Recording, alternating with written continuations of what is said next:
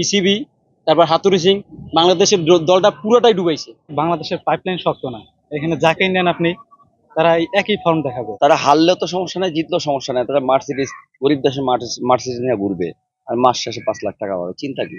টি-20 বিশ্বকাপ খেলতে বাংলাদেশ এখন ইউএসএতে।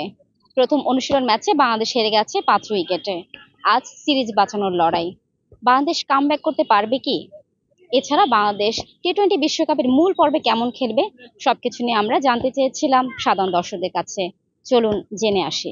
আমার মনে হয় না কিছু করতে পারবে, কারণ বিশ্বকাপের ইউএসএর সাথে হারছে। আমি মনে করি বাংলাদেশে এখন চলে আসা উচিত। মান সম্মান যা গেছে আর যাতে না যায়। ওয়ালটন ফ্রিজ কিনে অনেকের মতো আপনিও হয়ে যেতে পারেন মিলেনিয়াল। সেরা পণ্যের সেরা অফার। সৌম্য সরকারের জায়গায় আমি মনে করি এনামুল হক বিজয় যদি থাকতো আর একটু ভালো হইতো, কারণ সৌম্য সরকার যে চান্সটা দিছে তার থেকে যদি 30% যদি এনামুল হক বিজয়রে দিত আর একটু ভালো হইতো। এখানে আপনার পাইপলাইন শক্ত করতে হবে, টিম ম্যানেজমেন্ট তাদেরকে আরো কঠোর হতে হবে।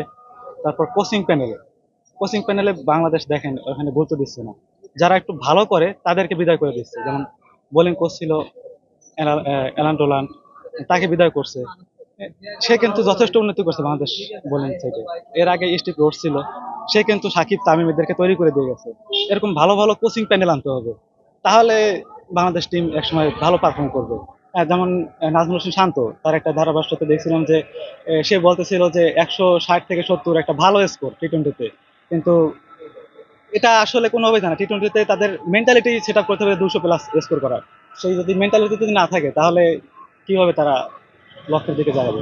আপনি লিটন দাসকে কি হিসাবে নিলেন? আপনি শান্ত ফর্ম নাই, ওর এভারেজ হয়তো 2800 না। আপনি একটা ক্যাপ্টেন কিভাবে হয় সে? নাজমুল হোসেন শান্ত যাকে ক্যাপ্টেন দিছে, আমি মনে করি না সে ক্যাপ্টেনের যোগ্য। না বোঝে ডাঙ্গা, না বোঝে জল। বিসিবি, তারপর হাতুড়ি সিং বাংলাদেশের দলটা পুরোটাই ডুবাইছে। তাহলে আমাদের ঘরোয়া লিগে ইমরুল কায়েস, কত ভালো ভালো প্লেয়ার আছে, আমরা যারা পারফর্ম করে তাদেরকে নিচ্ছি না। তারা হারলেও তো সমস্যা নাই, জিতলেও সমস্যা নাই, তারা মার্সিডিজ, গরিব দেশে মার্সিডিজ নিয়ে ঘুরবে আর মাস শেষে 5 লাখ টাকা পাবে, চিন্তা কি? চিন্তা তো নাই। আসলে প্লেয়ারদেরও অনেক দোষ আছে, তারা 2-1 ম্যাচ ভালো করলেই সে মনে করে যে আমি অনেক কিছু হয়ে গেছি। মেহেদী হাসান মিরাজ, সে যদি ওপেনিংও খেলে তবু ভালো খেলে। তো বাইরের দেশে যখন খেলতে যায় মেহেদী মিরাজে কি ব্যাটে বল লাগে আর কি, যে কোনো মানে সুইং বলও লাগে আর কি তার ব্যাটে, তো তাকে নেওয়া হয়নি। সে অলরাউন্ডার হিসেবে যে ভূমিকাটা রাখতে পারতো আর কি, সেরকম একটা প্লেয়ারও দেখতেছি না বাংলাদেশ টিমে। আর লিটন দাস তো অফ ফর্মে আছে, তবু আশা রাখি আর কি ভালো করবে ইনশাল্লাহ। টি-20 বিশ্বকাপে বাংলাদেশের স্কোয়াড এবং বাংলাদেশের পারফরমেন্স নিয়ে দর্শক হতাশ হলেও তারা আশাবাদী বাংলাদেশ কামব্যাক করবে এবং বিশ্বকাপের মূল পর্বে বাংলাদেশ ভালো কিছু করবে। ফারজানা ববি, মানবজমিন।